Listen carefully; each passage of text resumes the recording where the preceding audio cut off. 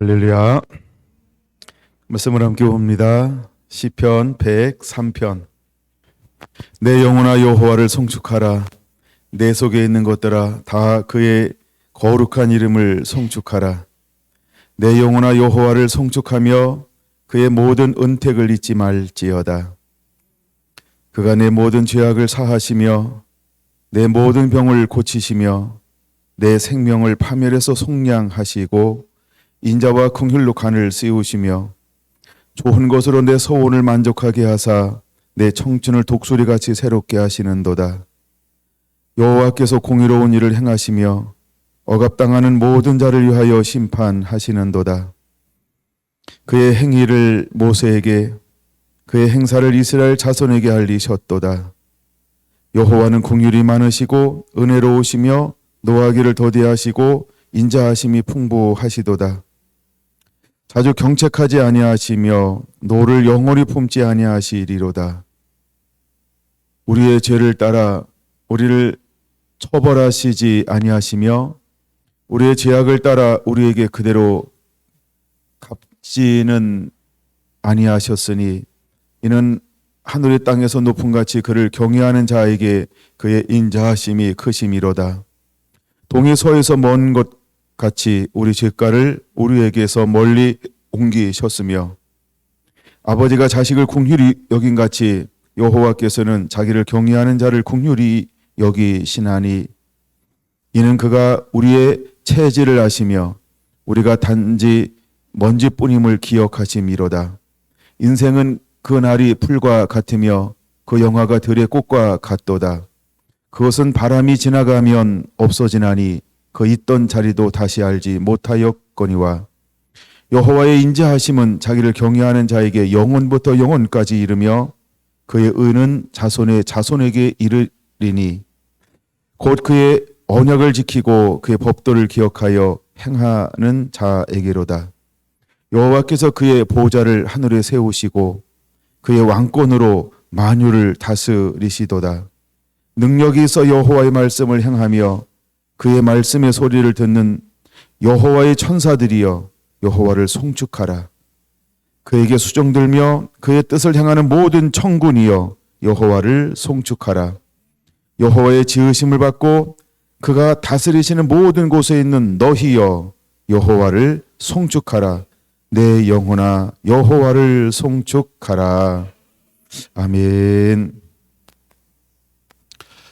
네, 오늘은 여호와를 송축하라 이런 제목으로 함께 은혜를 나누겠습니다. 자, 오늘 103편을 함께 묵상하는 날입니다.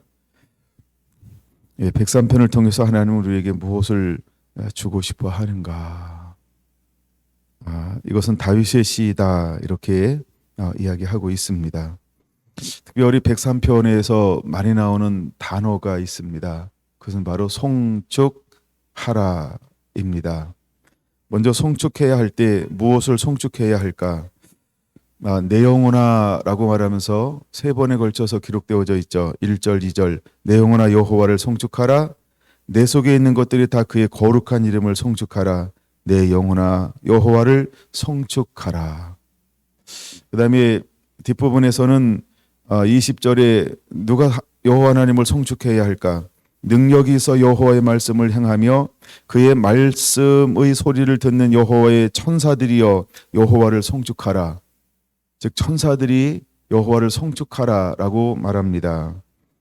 여러분 천사들이 찬양하는 소리를 들었습니까? 천사들이 하는 찬양 소리를 들은 적 있습니까? 그럼 성경에서 천사들이 하는 찬양 소리가 어디에 있는지 아십니까? 성경을 아는 만큼 보이겠죠?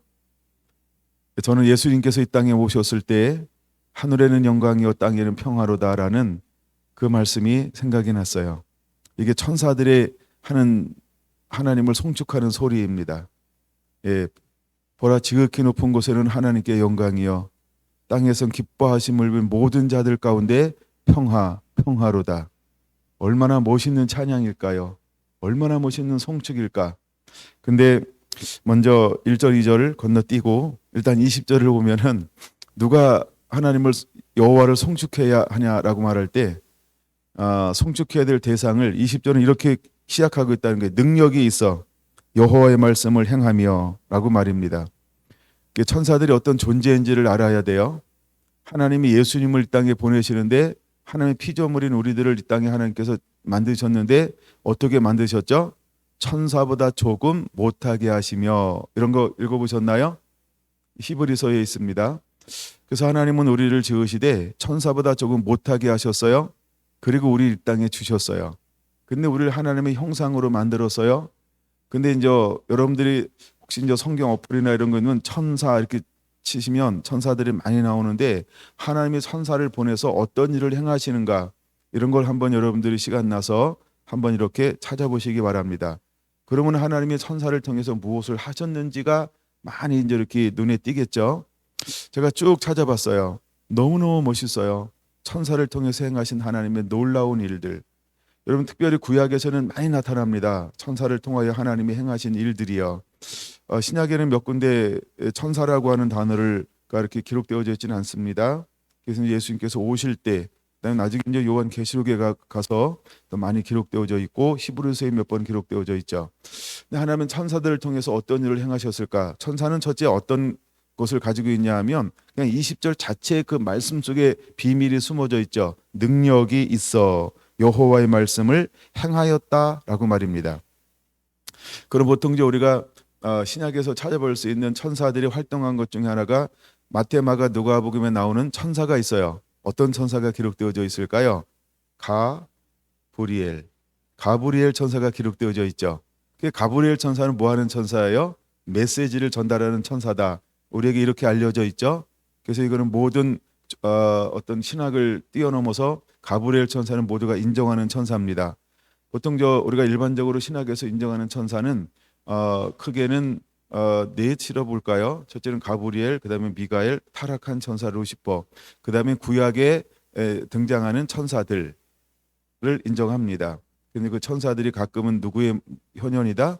예수 그리스도의 현현이다. 이렇게 크게 이제 네 가지를 보고 다섯 가지 그 위에 천사들, 뭐 이렇게 이제 나눌 수 있습니다. 근데 이 천사들의 놀라운 특징들이 하나 있다는 거죠. 그게 뭐냐면 능력을 행하며 하나님의 말씀을 행하더라는 것이죠. 그러니까 능력을 갖고 하나님의 말씀을 이 땅 가운데 실제로 열어가는 그런 천사들이 있습니다. 근데 그 천사들도 뭐 하라고요? 여호와를 송축하라라고 말하고 있는 것입니다. 여호와를 송축하라. 그의 말씀의 소리를 듣는 여호와의 천사들이여 여호와를 송축하라라고 말입니다. 그래서 이 103편에서는 처음도 마지막에도, 물론 이제 처음에는 내 영혼아 여호와를 송축하라, 그 다음에 그 거룩한 이름을 송축하라, 내 영혼아 여호와를 송축하며 그 은택을 잊지 말지어다라고 말하면서 이제 피조물인 저와 여러분 같은 사람들, 하나님의 형상으로 만든 사람들을 향하여 송축할 것을 이야기하고 있죠. 이건 좀 이따 볼 거고요. 두 번째 21절입니다. 누가 여호와를 송축해야 할까요? 그에게 수종들며 그의 뜻을 행하는 모든 천군이여 여호와를 송축하라라고 말합니다. 여러분 혹시 한번 성경을 찾아보실 의향이 있으시죠? 히브리서 1장입니다. 히브리서 1장 14절 한번 보시겠습니다. 히브리서 1장 14절. 천사들을 하나님께서 파송하셨는데 천사들은 왜 파송하셨을까라고 할 때 14절 시작. 모든 천사들은 섬기는 영으로 구원받을 상속자들을 위하여 섬기라고 보내심이 아니냐. 그래서 모든 천사들을 하나님께서 파송하셨는데 누구를 위하여 파송하셨다? 구원받을. 누구를 위해서 파송받았다? 구원받을 상속자. 그러니까 우리가 예수님을 임금과 구주로 모셔드리면 하나님은 우리에게 무엇을 파송해 주신다? 천사를 파송해 주신다. 내 천사를 파송하는데 몇 천사가 우리한테 파송된다? 네, 두 천사 이상이 파송되어집니다. 그래서 여러 책을 보면 제가 못 들어서 제가 여러 책을 보면 이제 천사가 어떤 사람에게는 두 천사, 어떤 사람은 세 천사, 어떤 사람은 열 천사, 점점 천사가 점점 늘어나는 사람들이 있어요. 그중에 대표적인 사람이 어떤 사람이냐 하면 하나님의 뜻을 온전히 이루는 사람. 그러니까 하나님 이런 사람들이 있어요. 내가 그에게 내 뜻을 온전히 이루게 하리라. 이런 사람들이 있죠. 근데 이런 사람들 하나님의 나라와 뜻을 이룬 사람에게는 많은 천사들을 붙여준대요. 왜 그러냐 하면 그것을 이루라고요. 그러니까 수정들라고요. 하나님은 누구를 통하여 일하실까요? 천사를 통해서. 마찬가지로 믿음의 사람도 하나님이 영적인 일을 할 때 누구를 통하여 그 일을 수행하게 할까요? 천사들을 통해서 하나님이 수행합니다. 그래서 하나님 천사들은 우리가 어떤 사역을 하느냐에 따라서 최소 둘, 그 다음에 더 이렇게 늘어난다라고 하는 것입니다. 그런 것이 이제 일반적인 견해고요. 그래서 천사는 우리를 도우라고, 우리를 수종들라고, 우리를 섬기라고 하나님이 천사들을 이렇게 보내어 주신다는 것입니다. 마찬가지로 하나님은 누구를 통해서 일하신다라고 할 때 크게 둘이죠. 하나는 천사들을 통해서, 또 하나는 피조물인 저와 여러분들을 통해서 하나님은 일을 합니다. 그래서 하나님도 하나님 일을 할 때는 누구를 파송하냐 하면 천사들을 파송하죠. 그래서 요한계시록에 보면은 내 모퉁이를 붙잡고 있는 누가 있어요? 천사들이 있죠. 천사들이 있죠. 그래서 마지막에 추수꾼도 누구라고 소개하고 있죠? 천사들이죠. 그럼 천사만 추수할까요? 저와 여러분들도 추수할까요? 저와 여러분들도 추수하죠. 예, 그래서 하나님이 이렇게 도우시는 거예요. 돕고 수종듣는데 보이지 않는 영적 세계에는 무엇이 움직일까요? 천사들이요. 예, 하나님께서 저에게 천사들을 많이 보게 했는데 다양하게 하나님은 천사들을 실제로 파송하시고 천사들을 통해서 하나님은 활동하시고 일하십니다. 그래서 우리가 생각하는 것보다 이 영적 세계에는 어마어마한 천사들이 지금도 활동하고 있다라고 하는 것이죠. 여러분들이 천사를 보았다, 추수의 천사들 뭐 이런 책들을 보면 또 많은 천사들의 이야기가 있죠. 예, 그런 것처럼 그래서 21절에 그들에게 수종들며 그의 뜻을 행하는 모든 천군이 여호와를 송축할지어다 이렇게 말합니다. 보통 우리가 천군 걸을 때 천군 도단성에서 기도할 때, 아람 군대가 쳐들어왔을 때, 엘리사가 기도할 때 눈을 열어서 하나님께서 불병거할 불말을 탄 무엇을 보여주죠? 예, 천군 천사들의 자기 이렇게 성을 에워싸고 있는 것을 보여주죠.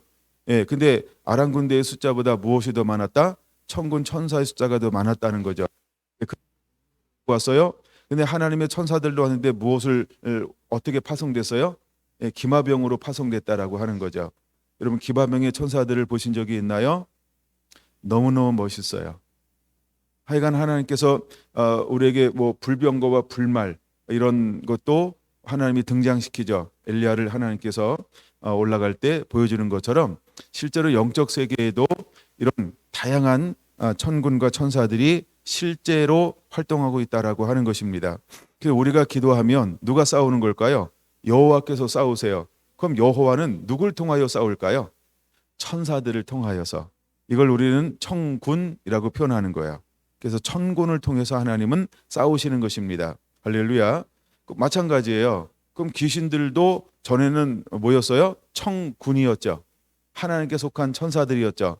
근데 타락해서 이제는 뭘 하는 천사가 되었어요? 하나님을 대적하는 천사가 사탄이 된 거예요. 그래서 그를 따르는 모든 무리들이 된 것이죠. 그래서 우리가 보이지 않는 영적 세계에서는 지금도 강력한 무엇이 있냐 하면 전쟁이 있다라고 하는 것입니다. 그래서 이제 하나님은 우리를 통해서 무엇 받기를 원할까? 또한 천사들을 통해서도 무엇 받기를 원할까? 하나님은 송축 받기를 하나님은 원하신다는 것입니다. 그 정도. 그다음에 22절에 여호와의 지으심을 받고 그가 다스리시는 모든 곳에 있는 너희여 여호와를 송축하라라고 말합니다. 자, 여호와의 지으심을 받았어요. 누구일까요? 그가 다스리시는 모든 곳에 있는 너희여는 무엇일까요? 바로 피조물들을 말하는 거죠. 모든 피조물들이 뭘 하기를 원합니까? 여호와를 송축하라라는 것입니다. 그래서 우리 이 땅에 살아있는 생명을 가지고 있는 모든 존재의 목적이 무엇이냐 하면 여호와를 송축함이어야 한다라는 것입니다. 그래서 내 영혼아라고 하는 것은 개인적인 것을 말한다. 이렇게 보면 좋을 것 같아요. 이 문장에서. 그래서 내 영혼아 여호와를 송축할지어다. 그러므로 너도 여호와를 예비하는 자가 되라. 이렇게 말을 마치고 있습니다. 근데 처음과 마지막이 똑같은 걸로 맺고 있죠. 맺고 열고 닫고 있죠. 그럼 다시 1절로 넘어가서 내 영혼아 여호와를 송축하라. 내 속에 있는 것들아 다 그의 거룩한 이름을 송축하라라고 말합니다. 여러분 속에 무엇이 있을까? 보통 이제 우리가 이제 영, 혼, 그다음에 몸으로 이루어졌다라고 표현합니다. 그럼 내 속에 있는 것들아라고 할 때 이것은 무엇을 말할까? 우리가 모든 인격을 가지고 하나님을 송축하라는 것입니다. 근데 이름이라고 하는 것은 무엇을 의미한다? 하나님의 속성, 인격을 말하는 것이죠. 그래서 하나님을 어떻게 찬양해야 된다는 그분의 인격을 우리는 송축해야 된다. 이런 의미로 1절을 보는 것이 좀 어떨까라고 마음이 듭니다. 그래서 내 속에 있는 것들아라고 할 때 우리 안에 인격적인 것이 있다는 거예요. 그 다음에 그 이름을 송축하라라고 할 때 하나님의 하나님됨, 그 인격을 우리가 구체적으로 송축하기를 원하신다라고 하는 것입니다. 할렐루야. 그러면 넓은 의미에서 해석이 가장 깔끔하지 않을까라는 마음이 들고요. 자, 2절은 이렇게 시작합니다. 내 영혼아 여호와를 송축하라. 좀 더 구체적으로 우리의 삶 속에서 각각 인격을 가진 하나님의 사람들이 개인적으로 하나님을 송축하는데 무엇을 송축해야 할까라고 할 때 한마디로 이렇게 표현하고 있죠. 여호와 하나님의 모든 은택을 잊지 말지어다라는 것입니다. 은택이라고 하는 것은 하나님의 은혜를 말합니다. 그럼 하나님의 은혜에는 무엇이 포함되어져 있냐면 우리가 네 가지로 네 단어는 히노에락입니다. 우리가 좋은 것만 하나님을 찬양하는 것이 아닌 때로는 슬픈 것, 때로는 고난 받는 것, 때로는 연단 받는 것. 즉 은택이라고 하는 것은 하나님의 전부 우리에게 허용하는 거죠. 은혜는 허용하는 겁니다. 우리가 은택, 은혜를 받는 것만 생각하는 것이 아니고 고난 속에서 하나님이 우리를 만져주시는 것도 무엇이다? 은택이라는 거예요. 그래서 이 은택이라는 언어는 양면성을 가지고 있는 단어라는 겁니다. 그래서 우리에게 주시는 좋은 의미에서 은혜, 두 번째는 연단이나 고난을 통해서 만드시는 그 하나님의 놀라운 사랑, 이것을 은택이라는 단어라는 겁니다. 그래서 이걸 그냥 이해하기 쉽게 히노에락 이렇게 이해하면 좀 빠르지 않을까 하는 생각이 듭니다. 그래서 우리는 하나님을 송축하는데, 하나님을 찬양하는데, 하나님을 노래하는데, 하나님 앞에 모든 영광을 돌리는데 무엇을 향하여 영광을 돌려야라고 할 때 우리에게 주시는 모든 범사의 하나님을 찬양하라, 기뻐하라, 송축하라. 즉 은택을 잊지 말라라고 하는 것은 범사의 하나님의 모든 것을 잊지 말고 하나님 앞에 송축하라라고 하는 것입니다. 이것이 우리가 해야 될 하나님 앞에 머무는 예배자의 삶이라고 하는 것입니다. 자, 그러면 구체적으로 6가지를 이제 하나님 앞에 영광을 올려드립니다. 그 6가지가 무엇일까? 3절 첫 번째 이렇게 시작되죠. 그가 내 모든 죄악을 사하시며. 할렐루야. 우리는 아담이 범죄함으로 해서 죽을 수밖에 없는 죄인이었어요. 두 번째, 또 우리가 민족적으로 범죄해서 민족에 멸망받을 수밖에 없었어요. 또 더 나아가 개인적으로 죄를 범해서 정말 소멸해야 될 존재가 되었어요. 근데 하나님은 우리에게 뭘 베풀어 주었다? 은혜를 베풀어 주었다는 거예요. 사랑을 베풀어 주었다는 거예요. 이게 이제 우리가 나오는 단어가 있죠. 하나님의 보호자의 기초가라고 하는 인자와 어미하신 하나님. 근데 우리를 사해줬다라고 할 때는 어떤 하나님일까요? 인자하신 하나님, 긍휼의 하나님. 그래서 우리를 모든 내가 죽을 수밖에 없는 죄 가운데 있었는데 나를 에세드 하는 나를 사랑하사 나에게 인자하심 하나님, 그 다음에 긍휼하신 하나님께서 나를 뭐 했다는 거예요? 용서해 주었다는 거예요. 사해 주었다는 거예요. 이 은택을 잊지 말고 하나님 앞에 모아라, 송축하라라고 하는 것입니다. 우리가 찬양할 때 죄로 말미암아 죽을 수밖에 없는 인생인데 하나님 날 위해 예수님 보내주셔서 십자가의 모든 대가를 지불하셔서 나를 용서하신 하나님을 찬양합니다. 송축합니다. 영광을 돌립니다. 이처럼 제사함 받은 것에 대해서 우리가 잊지 않고 하나님 앞에 송축, 예배를 찬양을 해야 한다라는 것입니다. 두 번째는 무엇을 찬양합니까? 내 모든 병을 고치시며라고 하는 겁니다. 여러분 보통 우리가 이제 질병이라고 하는 것은 무엇 때문에 온다라고 하는 것이 있냐면 불순종이죠. 다른 말로 말하면 첫 번째 나오는 죄의 결과가 질병이다라는 것입니다. 여러분 하나님께서는 우리에게 저주받는 것을 허용하지 않으셨죠? 근데 저주는 무엇 때문에 오는 것이냐면 불순종 때문에 오는 것이 저주라고 하는 겁니다. 그래서 질병은 어떤 의미에서 불순종의 결과로 나타나는 것이 파괴됨이죠. 파괴되니까 그것이 무엇으로 우리에게 드러나냐 하면 질병으로 드러나는 것입니다. 그래서 출애굽기 15장에 보면 하나님께서 이스라엘 백성들에게 뭐라고 말합니까? 그들을 시험하사라고 말합니다. 하나님은 율례와 법도와 계명을 주었어요. 이것을 지켜 행하면 애굽에서 내렸던 어떤 질병도 너에게 허용하지 않을 것이다. 그래서 여호와 하나님을 여호와 라파의 하나님 하면서 이제 치료하는 하나님인 것을 보여주죠. 근데 그걸 시험한다고 말씀했어요. 그러면 그들이 율례와 법도와 계명을 지켜 행하지 아니하면 무엇이 그들 가운데 이제 일어나게 될 것이다. 질병들이 시작될 것이다. 이렇게 말하고 있어요. 그래서 우리가 여호와 하나님을 찬양하는 것은 모든 질병에서 치료하시는 여호와 하나님. 이 말은 무엇이냐면 우리가 때때로 죄를 범하여 하나님을 빗나갔고 불순종하고 그다음에 교만하게 행하였음에도 불구하고 우리에게 뭘 베풀었어요? 인자하신 하나님, 즉 사랑을 베풀었어요. 긍휼을 베풀었어요. 그래서 우리가 여호와 하나님을 찾을 때 우리를 치료하시는 하나님을 찬양합니다. 할렐루야.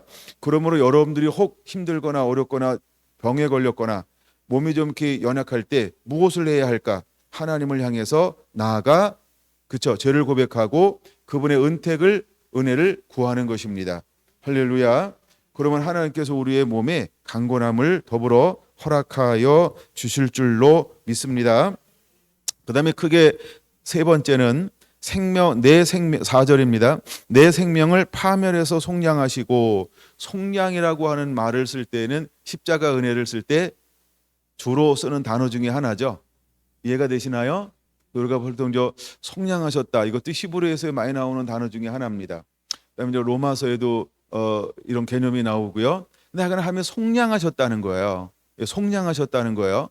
근데 뭘 속량했냐 하면 파멸해서, 내 생명을 파멸해서. 그럼 생명이 파멸되는 거니까 이건 뭘 의미할까요? 사망을 말하죠. 근데 그냥 사망이 아니고 어떤 사망일까요? 지옥이라는 거예요. 하나님과의 영원한 분리됨. 사망인데 그냥 사망이 아니고 뭐라고요? 지옥이라는 거예요. 근데 하나님께서는 우리를 위해서 우리를 사랑해 주었어요. 사랑하는데 어떻게 사랑해요? 끝까지 사랑해 주죠. 예수님으로 표현하면 어떻게 표현하냐면, 예수님은 우리가 죄인 되었을 때 예수님을 보내어 주셔서 우리를 위하여 죄값을 치루어 주기까지 우리를 뭐 하셨다? 사랑해 주신 하나님. 그러니까 우리가 죄로 말미암아 영원한 생명에서 파멸당할 수밖에 없었는데 하나님은 우리를 끝까지 사랑하셔요. 버리지 않으세요. 모른 척하지 않으세요. 외면하지 않으세요. 우리가 여호와를 향하여 부르짖을 때 하나님은 우리에게 인자하신 하나님, 긍휼히 여기시는 하나님으로 오셔서 우리를 속량해 주신다는 거예요. 그러니까 우리가 내 영혼아 여호와를 송축하라, 그 모든 은택을 잊지 말지어다. 이건 너무너무 큰 사랑이죠. 내가 내 생명이 파멸할 수밖에 없었는데 하나님이 나를 오셔서 속량해 주었다는 거예요. 그래서 영원한 생명을 얻을 수 있는 새로운 길을 열어놓으셨어요. 그리고 주께서 우리에게 단순하게 말합니다. 너는 내게 온전히 순종할 수 있겠니? 나만 섬길 수 있겠니? 그러면 이 생명을 이제는 잊어버리지 아니하고 생명에 생명되게 할 거야 라고 말입니다. 요한복음 10장 10절에 마귀가 오는 것은 빼앗고 죽이고 멸망시키러 오는 것인데, 예수님께서 오신 이유가 무엇이라 그랬어요? 더 풍성히 얻게 하려 함이니라 라고 말씀하고 있는 것처럼, 여러분 우리는 이 은택을, 이 하나님의 속량하심이 결코 적은 것이 아니라고 하는 것입니다. 예수님께서 이 땅에 오심이 마귀를 멸하러 오셨다라는 거예요. 마귀는 빼앗고 죽이고 멸망시키는 거예요. 근데 예수님께서 오신 이유는 뭐라고요? 생명이 생명되게 하는 거죠.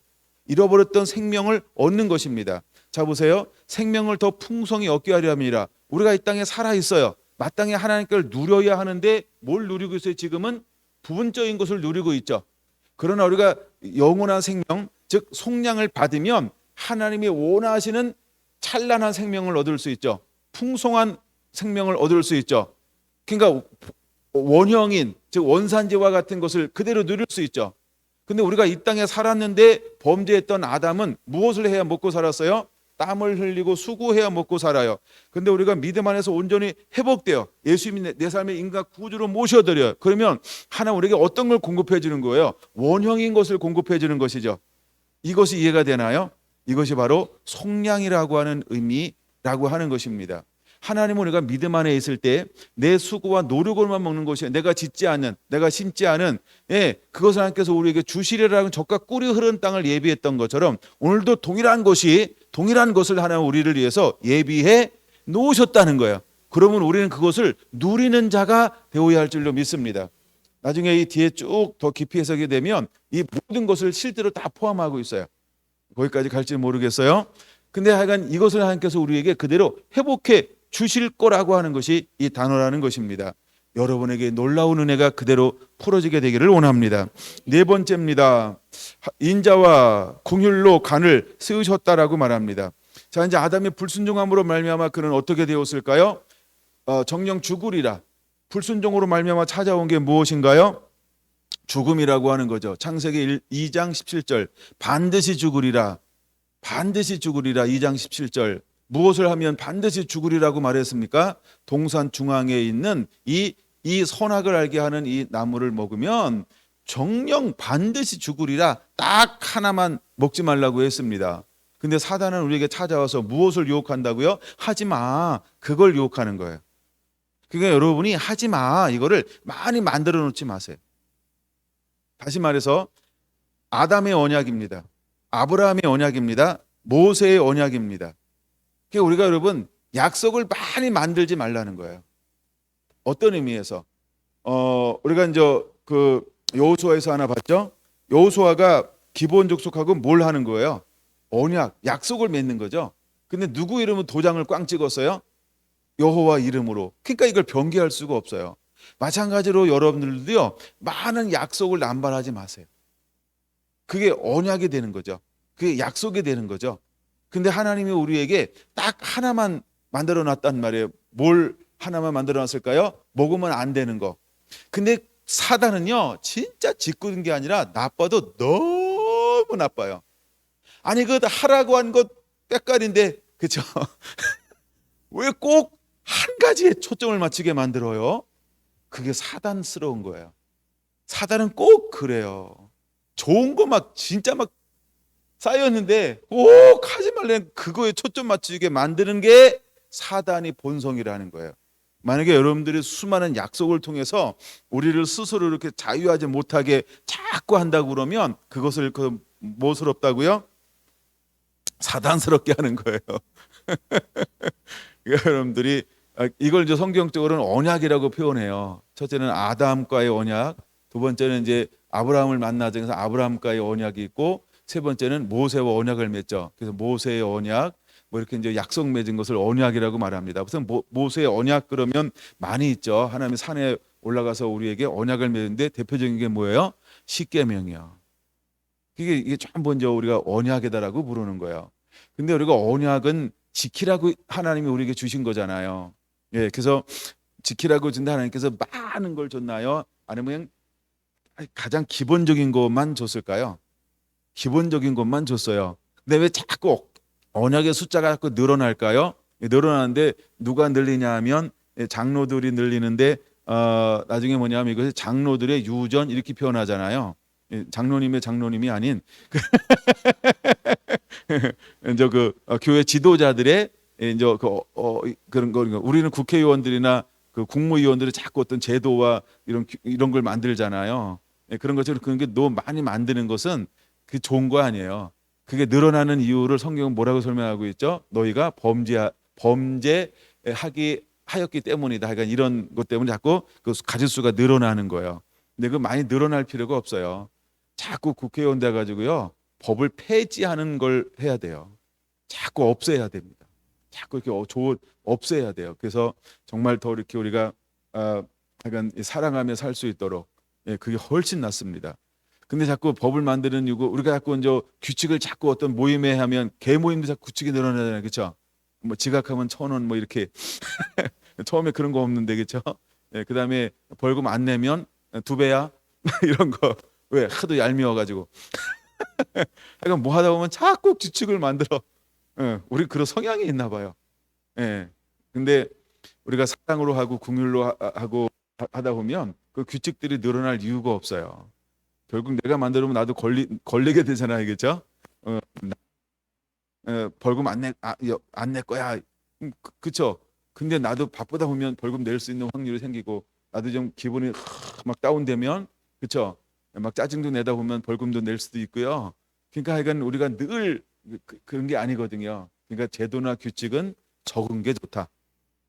인도가 있는데, 자 그래서 사단은 하여간 그런 뭘 가지고 우리에게 접근하냐 하면 세상에 딱 하나 하지 말라라고 하는 거 그거 하나를 우리가 가지고 접근한다는 거죠. 그래서 그것 때문에 이제 정령 죽으리라라고 말했습니다. 근데 죽음이라고 하는 건 뭘까요? 죽음이라고 하는 게 무엇이 죽음이라는 거예요. 거기서 말하는 죽음이요. 하나님과 분리되며.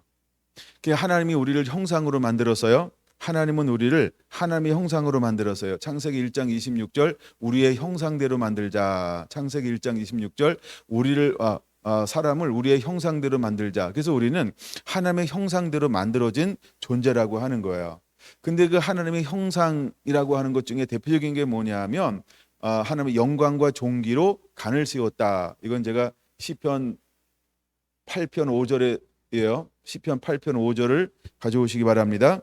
그래서 하나님은 우리를 하나님의 형상으로 만들었어요. 하나님이 우리에게 그것을 씌워줬단 말. 이것이 우리의 기초라고 하는 거예요. 하나님의 보호자의 기초가 뭐라 그랬어요? 인자와 어미. 기억나시죠? 97편인가요? 97편 몇 절에 있죠? 그 저는 하나님 모든 것의 기초는 인자와 어미입니다. 근데 이것을 잃어버리게 됐어요. 근데 이것을 하나님은 언제나 뭐 하기를 원하냐 하면 회복하기를 원하는 거죠. 그래서 여기 네 번째 나오는 인자와 긍휼로 간을 씌우고라고 하는 겁니다. 이게 뭐냐 하면 자 하나님께서 우리를 어떻게 주었어요? 요한복음 10장 10절 아까 인용했죠. 하나님은 우리에게 이 모든 것을 더하게 하시나니 생명을 얻게 하는데 더 좋은 것을 얻게 한다는 거죠. 이걸 우리는 뭘 해야 되냐면 송축하고 또 송축하는 자가 되어야 한다는 것입니다. 마귀는 빼앗고 죽이고 멸망시키러 오지만 예수님께서 오신 이유는 생명을 얻게 하고 더 풍성히 얻게 하려 함이니라. 그것은 무엇이냐 하면 전에 마귀를 통해서 뭘 잃어버렸어요? 하나님의 형상을 잃어버렸죠. 즉 영광됨을 잃어버렸죠. 그 영광됨이 뭐냐 하면 하나님의 보좌에 기초되는 그분을 담는 걸 잃어버렸단 말이에요. 그게 뭐예요? 하나님의 인자와 어미함을 잃어버렸어요. 근데 하나님은 또다시 우리에게 오셔서 무엇을 회복해 주길 원하는 거예요? 하나님의 인자와 어미를 회복해 주길 원하죠. 근데 인자와 어미 중에서 특별히 더 무엇이 우리 안에 더 활성화시키길 원하는 거예요? 인자와 긍휼이요. 그래서 우리가 그 다시 한번 간을 씌우길 원하는 거예요. 할렐루야. 그래서 우리가 인자와 긍휼을 우리가 간을 씌잖아요. 그랬을 때 초대교회에 일어났던 현상이 그대로 일어날 수 있는 거예요. 초대교회가 성령이 충만받았어요. 42절부터 나오는 게 뭘까요? 자기 것을 내 것이라 여기지 않고 팔아 나누어 줬다는 거예요. 이런 현상들이 무엇이 임해야 가능할까라고 할 때 인자와 긍휼이라고 하는 간이 우리 안에 회복되어지는 거예요. 예수님이 내 안에 진짜 주인이 되어지고 나는 그분과 함께함을 통해서 그냥 모든 것을 누릴 수 있다라고 하는 이것으로 진정한 회복이 일어나면 내게 있는 걸 나누어 주는 것은 그렇게 쉬운 게 어려운 게 아니라는 거예요. 근데 그 온전한 속사람의 변화가 일어나지 아니하면 여전히 내 안에 사랑하는 거 어려운 거예요. 긍휼히 여기는 거 어려운 거예요. 용서하는 거 어려운 거예요. 헌신하고 희생하는 거 굉장히 어려워져요. 근데 내가 속사람이 진정한 변화가 일어나면 인자, 즉 사랑하는 거, 긍휼히 여기는 거, 용서하는 거, 베푸는 거 이것이 얼마나 쉬워지는지 몰라요. 여러분 그것은 진짜로 하나님을 소유하기 때문에 그래요. 할렐루야. 그러면 우리가 네 번째 어떤 하나님의 은혜를 우리에게 부어 주었을까라고 할 때 이제는 하나님은 인자와 긍휼로 우리에게 간을 씌우셨다는 거예요. 여러분들은 존재가 어떤 존재인지를 인정하지 않을지 몰라도 하나님은 우리를 어떻게 회복시켜 주었을까? 4절 다시 볼까요? 내 생명을 파면해서 속량하시는 동시에 하나님은 우리에게 무엇을 회복해 준 거예요? 인자와 긍휼로 회복시켜 주었다는 걸 이걸 믿으시기 바랍니다. 근데 우리는 이것을 사단에 의해서 유혹당해서 이걸 생각하지 않아요. 그래서 내가 모으려고 그러고 내가 하려고 그러고 내가 쌓아놓으려고 그러고 내가 자꾸 하려고 하는 것이 내가가 남아있다는 거죠. 근데 하나님은 우리에게 무엇으로 실제로 간을 씌워주는 거예요? 인자와 긍휼로요. 여러분 해보세요. 정말 여러분들이 해보세요. 그러면 내 힘으로 되는 게 있는가? 내가 하나님을 의지할 때 실제로 하나님이 하시는가? 할렐루야. 하나님은 우리에게 이렇게 은택을 주었다라고 하는 것 꼭 기억하게 되시기를 바랍니다. 할렐루야. 네. 거기까지. 이거는 할 말이 많은 거라 네, 충분히 설명한 것 같아요. 네 번째, 다섯 번째 걸 설명하려고 합니다. 이제 5절입니다. 자, 좋은 것으로 내 소원을 만족하게 하사 이렇게 말합니다. 자, 우리가 이제 여호와를 송축해야 할 이유가 있습니다. 그 이유는 은택을 잊지 말라는 거예요. 근데 하나님께서 우리에게 어떤 은택을 부어주시나요? 다섯 번째는요, 좋은 것으로 내 소원을 만족하게 하시는 것을 잊지 말라는 거예요. 여러분, 좋은 것이 무엇일까요? 좋은 것이 무엇일까요? 좋은 것이 무엇일까요? 좋은 것이 무엇일까요? 라고 할 때 좋은 것은 이렇게 한번 생각해 보면 좋을 것 같아요. 내게 필요한 모든 것, 그게 좋은 거예요. 내가 지금 뭐가 원하는 게 있는데 그것이 채워지는 것, 이게 좋은 거예요. 언어로 가면 의식주를 말합니다. 의식주를 말합니다. 하나님께서 내게 모든 좋은 것을 뭐 할 거라고요? 내 소원을 만족하게 할 거라는 거예요. 좋은 것으로 내 소원을 만족하게 할 것이다 라고 말하는 거예요. 자, 그래서 좋은 밭에 특징이 하나 있죠. 30배, 60배, 100배요. 근데 이것만 가지고는 좋은 게 무엇인지 안 와닿아요. 그래서 신명기 8장 7절에서 10절을 같이 봐야 되는 거예요. 이건 제가 자주 다루는 거니까 여러분들은 많이 알 거예요. 좋은 것이 뭐예요? 첫째, 그 밭에 뭐가 있어야 돼요? 근원이 있어야 되는데 시내와 분천과 샘이 있어야 돼요. 두 번째는 무엇이에요? 땅에서 원산지와 소산지가 되는 거예요.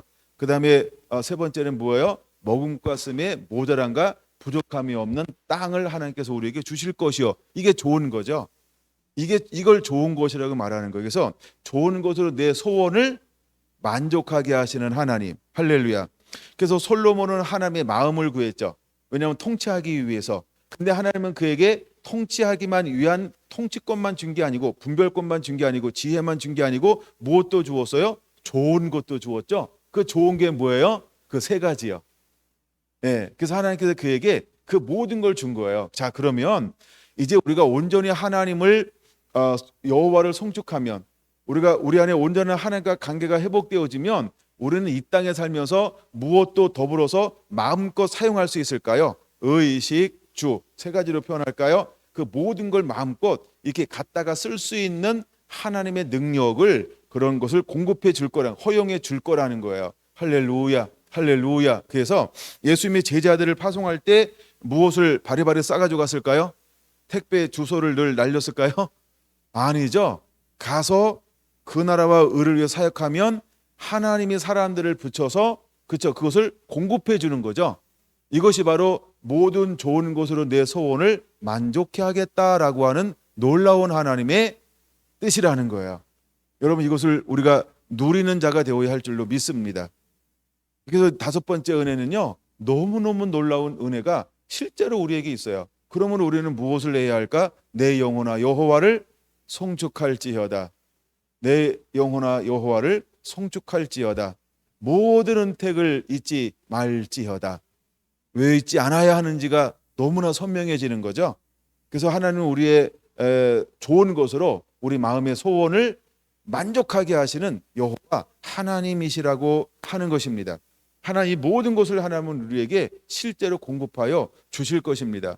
제가 말라기 3장을 해석할 때 어떻게 해석을 했냐 하면 온전한 11조와 헌물을 회복하라. 이것이 어떤 개념으로 제가 설명을 드렸죠? 이것은 예배 회복이라는 거예요. 예배 회복이라는 거예요.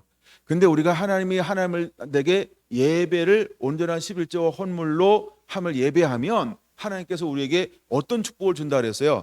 땅에 쌓을 것이 없도록 복을 붓지 아니하나 보라라고 하는 큰 틀 안에서의 놀라운 축복이 있죠. 그것은 무엇을 말할까? 이것이 의식 주에 해당되는 거 눈치챘죠.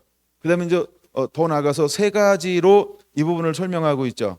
세 가지로 설명하는데 뭐에 대한 축복을 하나님께서 주시겠다라고 말씀하고 있습니까? 첫째는 11절 메뚜기를 금하여 내 토리 소산을 먹어 없애지 못하게 할 것이다. 두 번째, 너희 밭에 포도나무 열매가 기한 전에 떨어지지 않게 할 것이다. 세 번째, 너희 땅이 아름다워짐으로, 이렇게 말하고 있어요. 그러니까 이 모든 것이 뭐예요? 하나님이 우리의 가장 좋은 거, 내 마음의 소원을 가장 좋은 것으로 하나님께서 우리에게 공급해 주겠다라고 하는 것입니다. 이해가 되시나요?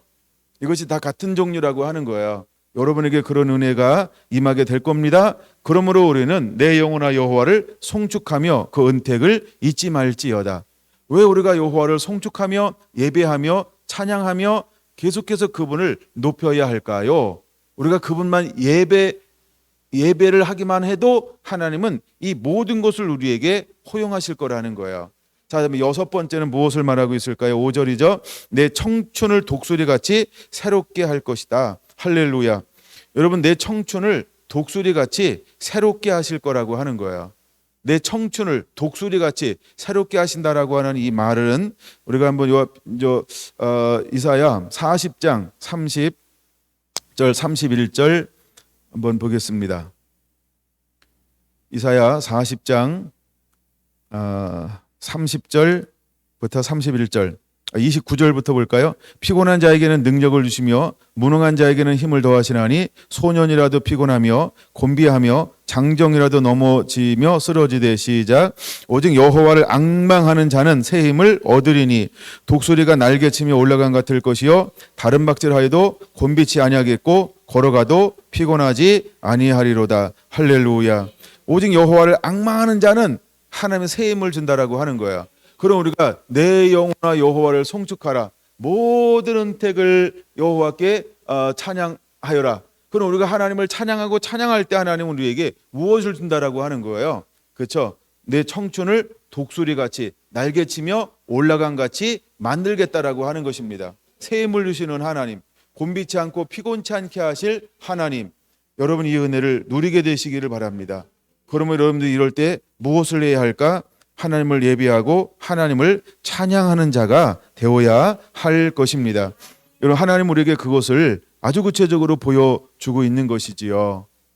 예, 여러분이 6가지만 딱 나눠도 시편 103편에서는 너무 충분한 것 같아요. 예, 너무너무나 충분한 것 같아요. 여러분 이 6가지 은혜를 위해서 우리가 무엇을 해야 할까? 여호와 하나님을 송축합시다. 하나님 그 모든 은혜를 잊지 않고 여호와 하나님을 예배하는 자가 되시기를 바랍니다. 그래도 좀 더 나눠야 되겠죠. 끝날까요?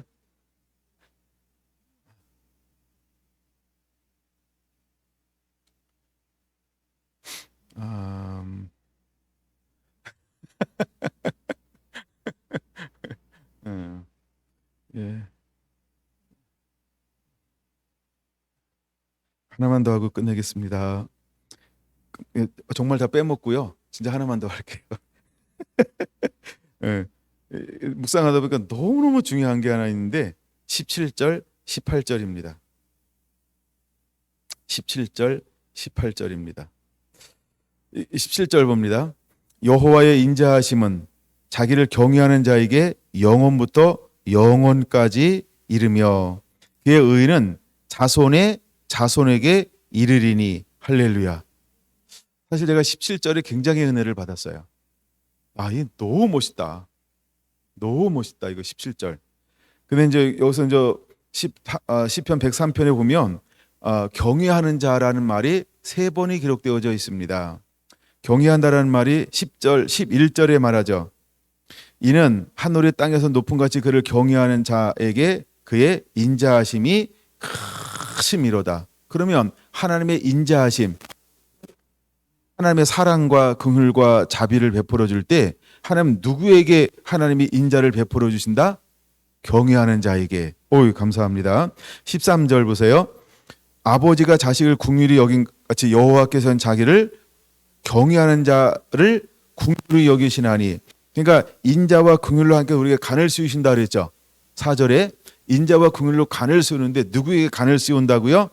경외하는 자에게요. 17절 여호와의 인자하심은 자기를 경외하는 자에게 영원부터 영원까지 이르고 그의 의는 자손의 자손에게 이르리니. 할렐루야. 그러면 그 인자하심이 영원부터 영원까지 이르는데 누구에게요?